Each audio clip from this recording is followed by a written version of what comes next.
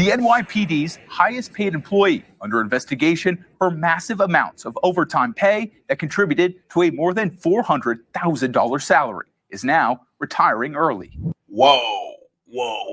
I saw this story and I know a little bit about this story, but I'm gonna let you see it because this is big. Like, this is crazy.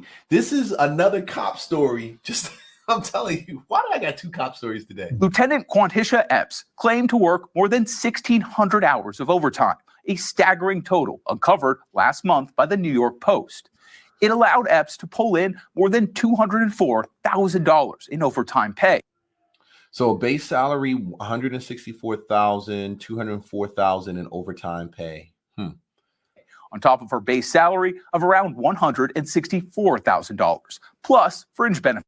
Man, she's got $164,000. I guess they're in New York, so that's a lot. That's an awful lot for a lieutenant, which put her past the $400,000 mark in 2024. According to payroll records, her boss made around $292,000. Sources told the Post. So she made more than her boss. Post that Epps' overtime pay was capped after the report came out. NYPD officials telling her at the time she'd be put back on patrol instead of just working her current desk job. Now, the Post has learned Epps filed for retirement this week when she was just shy of 20 years with the department. Ooh, 20 years. Wow. That's a lot of freaking money, yo. If she's going to retire, then that means she's going to possibly be getting her retirement. I guess she gets her base retirement pay. They have that metrics in there where she gets her base retirement pay, not a portion, but probably the whole thing, you know? The early exit will impact her pension and cost her a $12,000 a year add-on for officers who reach the 2-decade mark. The department has now officially launched an internal affairs probe into Epps, which includes looking into allegations of falsified overtime hours, signing off on time slips herself, as well as complaints of her coming into work late, leaving early, or not showing up at all. Despite the investigation, Epps seemingly had a positive history with the NYPD.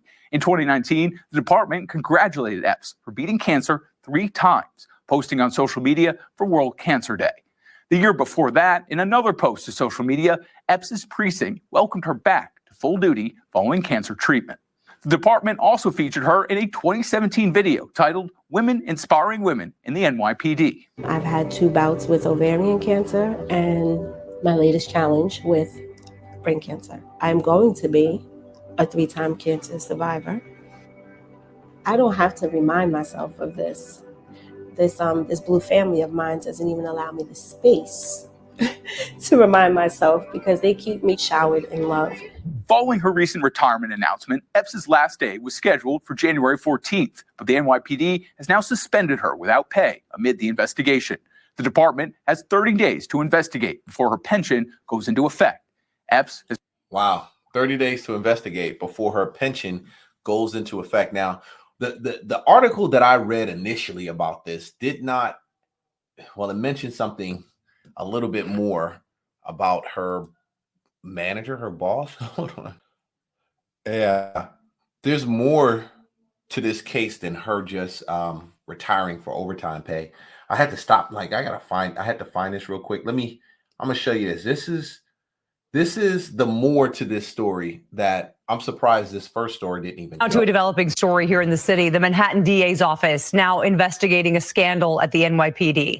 The city's top uniformed cop resigned Friday night.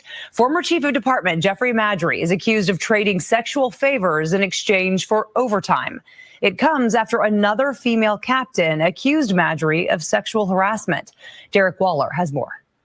Jessica, disturbing allegations that have now gotten the attention of the city's Department of Investigation, as well as the Manhattan District Attorney's Office. A subordinate of Jeffrey Maddrey says she was coerced into performing sex acts in exchange for overtime benefits, and she says that abuse continued until this week. I've been in the department a long time. That's 4. Wow. So the same officer that had cancer, overtime, I don't know how she got all that overtime with cancer. And this is how we see she got that overtime with cancer. She was actually, well, she's stating allegedly that she was actually forced or coerced to have sex for overtime. I guess that's what it looks like. Former Chief of Department Jeffrey Maddrey answering questions at a city council hearing this past Monday. The same day, Lieutenant Special Assignment Quathisha Epps alleges in this EEOC complaint, Maddrey offered to speak to the commissioner on her behalf about a personnel matter, but first demanded she, quote, kiss it, the complaint says, referring to his penis. She then decided to retire early.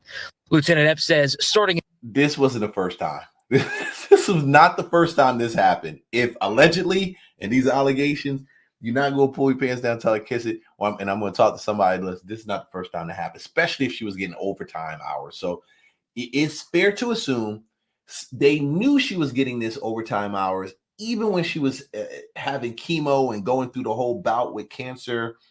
She was getting these overtime hours, and I guess it's coming out. This is how she was. In June 2023, Maddrey engaged in efforts to coerce her into performing unwanted sexual favors in exchange for overtime opportunities.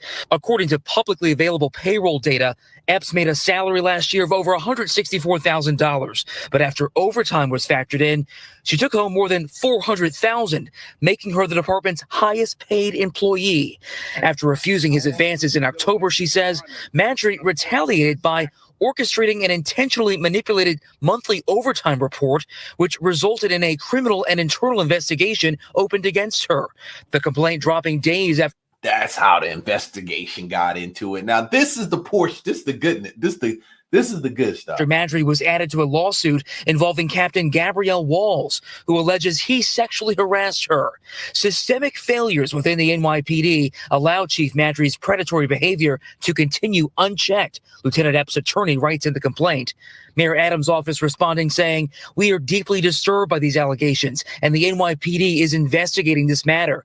Man, why is it that it's so dirty? Like, what's going on? Mayor Adams is working in close coordination with Police Commissioner Tisch as the NYPD conducts a separate department-wide review to ensure no high-ranking officers are using their power inappropriately. We will refrain from commenting further to avoid jeopardizing either investigation. And Chief of Patrol John Chell is now going to take over as interim Chief of Department. In Lower Manhattan, Derek Waller, CBS News, New York. And another big shakeup at the NYPD tonight. The chief of internal affairs is also out. Police Commissioner Jessica Tisch announced that Chief Miguel Iglesias was relieved of his command. Tisch says Iglesias then notified the department of his intention to retire. Department veteran Edward Thompson was immediately appointed to fill that post. Right now, the department is not saying whether the move has anything to do with Maddrey's investigation. Wow. So using overtime to pay for sex. That's it. Using overtime. First tonight, an Atlanta detective in the hot seat. Could he be charged for putting an innocent Ph.D. student behind bars? And good evening, everyone. I'm Ron Jones. And I'm Jennifer Bellamy. Tonight, the roles could be reversed for that Atlanta detective with new calls for him to serve his own sentence. This comes after the wrongful arrest of veteran and Clark Atlanta Ph.D. student Ladavious McNai, who spent 30 days inside the Fulton County Jail, falsely charged in a road rage shooting. And tonight, a judge. Wow. So first, this is my first time seeing this. I was just flipping through YouTube. I saw it. I said, I need to stop, take a look at this, and you get a chance to watch it with me. Of course, I'm in Atlanta. This is the first time I even heard about this story, and it just dropped. So let's see what they're talking about. Judge is now weighing whether to charge the detective who put McNair behind bars. 11 Alive's Cody Alcorn was in the courtroom. He's live outside the Fulton County Courthouse.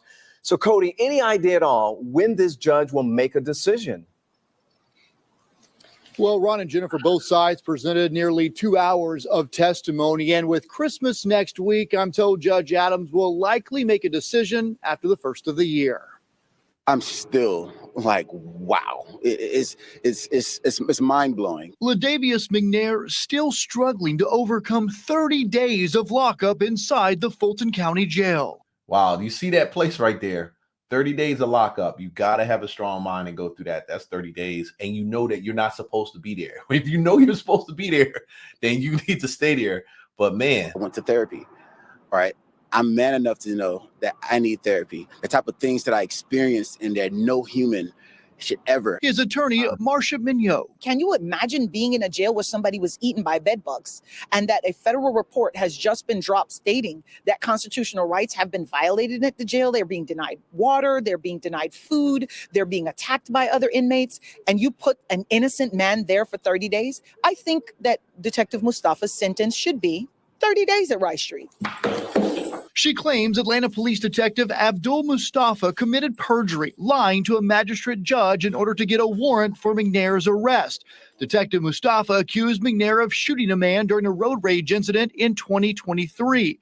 Mignot says McNair's professor proved otherwise, confirming the Ph.D. student was in a class at the time of the shooting.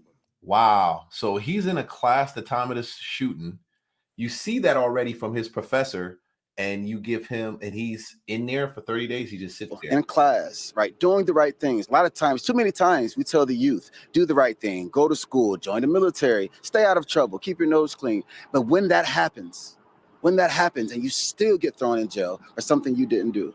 Mignot says this boils down to accountability. Because I think if she issues the warrant for Detective Mustafa, I promise you, policies at Atlanta Police Department is going to change because they don't want it happening to another officer. Ooh. I think that's a great way to change policy. If there's no accountability, it's going to be business as usual.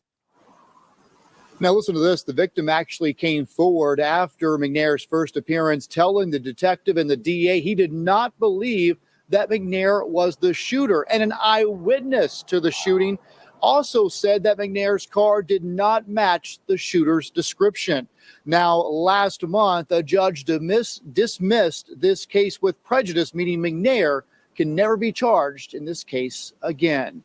In downtown Atlanta, Cody Alcorn, 11 Alive News. Well, Cody, thank you so much for staying on top of it. We know you'll continue. Wow. Okay. Yeah, he definitely should get about 30 days. I think